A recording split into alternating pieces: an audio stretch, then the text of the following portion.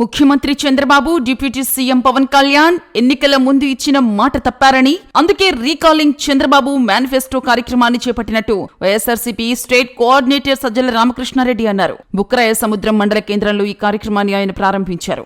ఇంటింటికి వచ్చే మంత్రులు, టీడీపీ ఎమ్మెల్యేలను నిలదీయాలన్నారు. చంద్రబాబు మోసాలను ప్రజల్లోకి తీసుకువెళ్లాలని సజ్జల పార్టీ శ్రేణులకు పిలుపునిచ్చారు. గతంలో బాండ్ల రూపంలో హామీలు ఇచ్చి 2024 జూన్ నుంచే మా పథకాలు అమలవుతాయని చెప్పిన విషయాన్ని గుర్తు చేశారు. ఇప్పటి వరకు ఏ పథకం అందింది, ఏ పథకం అందలేదో లెక్కలతో సహా ఆ పేపర్ ఉంచి వివరించాలన్నారు.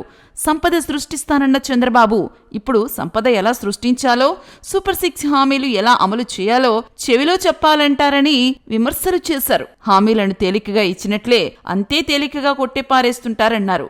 అందుకే ఏడాది కాలంలోనే చంద్రబాబు ప్రభుత్వంపై ప్రజల్లో వ్యతిరేకత వచ్చిందన్నారు. పైగా మాది మంచి ప్రభుత్వం అంటున్నారని సజ్జల ఫైర్ అయ్యారు.